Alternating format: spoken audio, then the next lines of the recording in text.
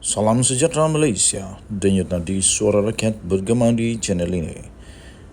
Jangan lupa tekan butang subscribe, like dan share. Malaysia kita punya, cintai Malaysiaku, kita jaga kita.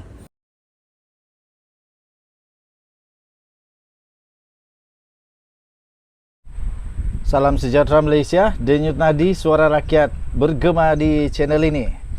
Hari ini 14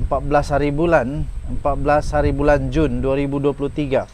Seluruh Dewan Rakyat gamat dan menjadi huru hara dan menjadi satu yang memang lucu ditonton di Dewan Rakyat kerana penyamun dan penyangak kerana gelaran-gelaran itu telah menyebabkan satu Dewan Rakyat heboh lah. Gelaran penyamun dan penyangak telah menggamatkan perang mulut di antara Syahidan dan Muhammad Sani. Dewan Rakyat gamat dengan perang mulut di antara Datuk Seri Syahidan Kasim daripada PN Arau dan Muhammad Sani Hamzan iaitu daripada PH Hulu Langat.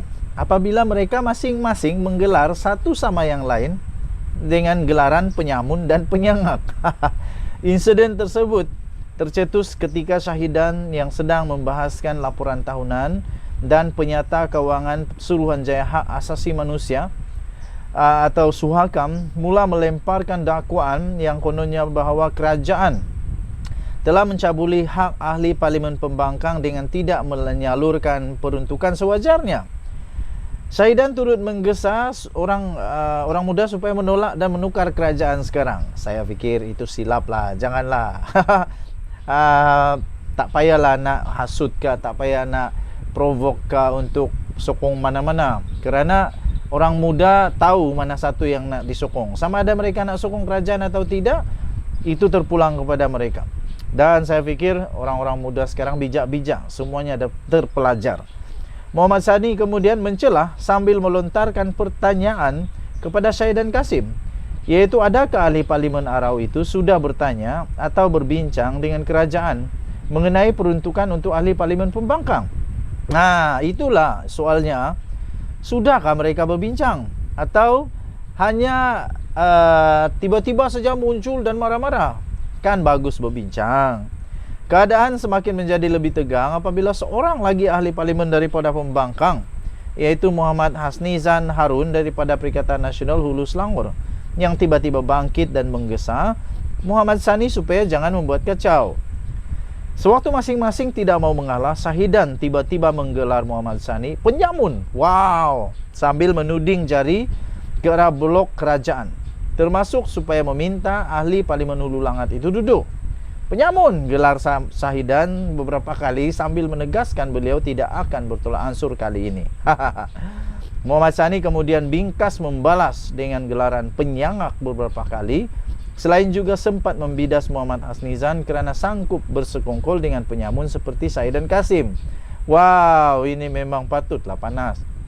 Tapi sebenarnya perlu rasional, perlu bertimbang rasa, toleransi. Pelan-pelan kamu, jangan gaduh-gaduh. Dia berkata, bahasa kamu memang guna bahasa tidak baik. Orang Selangor tak boleh terima orang macam ini, katanya. Kemudian yang di-Pertua Dewan Rakyat Tan Sri Johari Abdul kemudiannya mencela dengan mengarahkan supaya ahli Parlimen Hulu Langat itu supaya duduk. Jadi akhirnya situasi dapat ditenangkan semula. Dan sebenarnya di dalam parlimen keadaan begitu tu biasa, kerana reaksi itu adalah aksi. Jadi untuk beraksi menjadi ahli parlimen mesti ada reaksi. Aksi itu reaksi, reaksi itu aksi. Jadi biasalah. Cuma saja yang paling penting adalah setiap isu yang dipersoalkan itu haruslah ada jalan penyelesaian dan bukan hanya bergaduh-gaduh saja. Jadi tahniah diucapkan kepada semua ahli parlimen yang dapat bereaksi dan beraksi di Dewan Rakyat untuk negara Malaysia. Kita jumpa lagi. Bye-bye.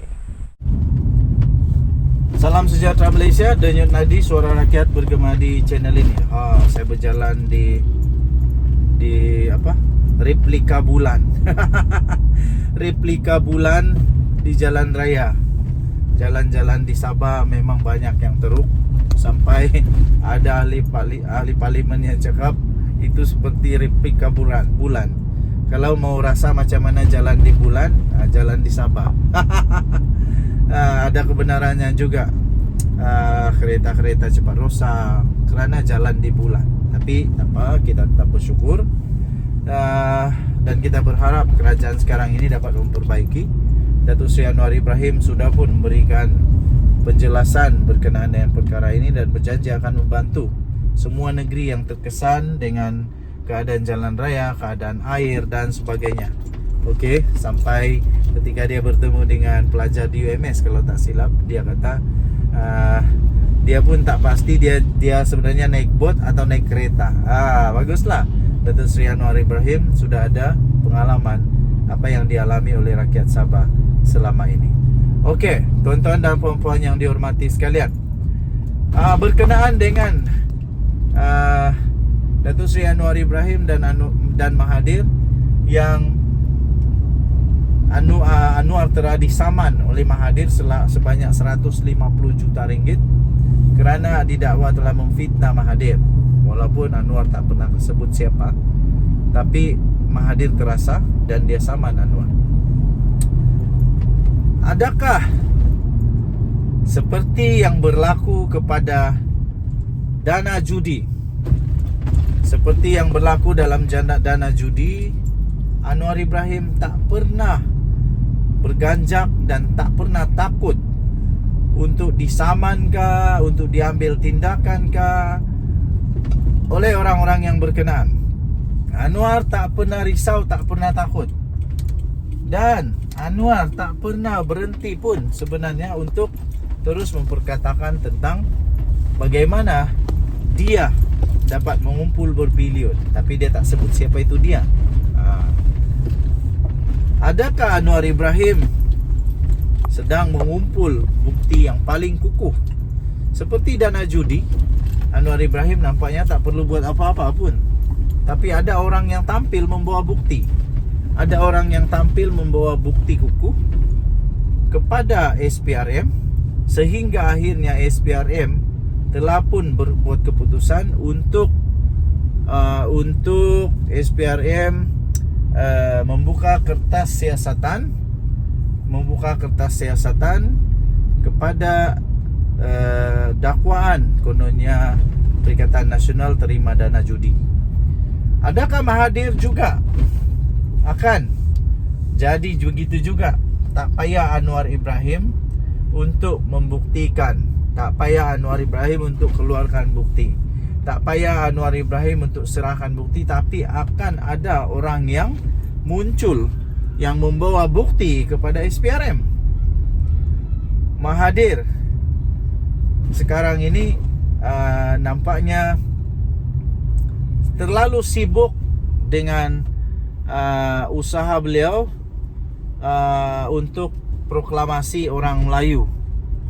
Okey, sibuk dengan proklamasi orang Melayu. Jadi saya fikir Datuk Seri Anwar Ibrahim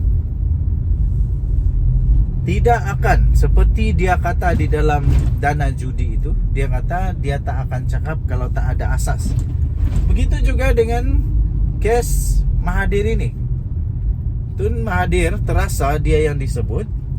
Jadi Anwar Ibrahim, kalau betul itu dimaksudkan oleh Anwar Ibrahim itu adalah Mahathir, saya fikir Anwar Ibrahim tak akan sebut apa-apa, tak akan dakwa apa-apa, tak akan cakap apa-apa kalau itu tak ada asas. Kalau itu tak ada asas, jadi pasti ada bukti yang sebenarnya sudah pun ada. Cuma saja mungkin perlu betul-betul jelas. Jadi kita nantikanlah pengumuman demi pengumuman yang mungkin bakal akan membuatkan Mahathir bergagar semula. Daniel Nadi, Suara Rakyat bergema di channel ini. Jangan lupa tekan butang subscribe, like dan share. Malaysia kita punya, cintai Malaysiaku, kita jaga kita. Kita jumpa lagi, bye-bye. Nak pergi mesyuarat dulu. Ada mesyuarat nih, bye.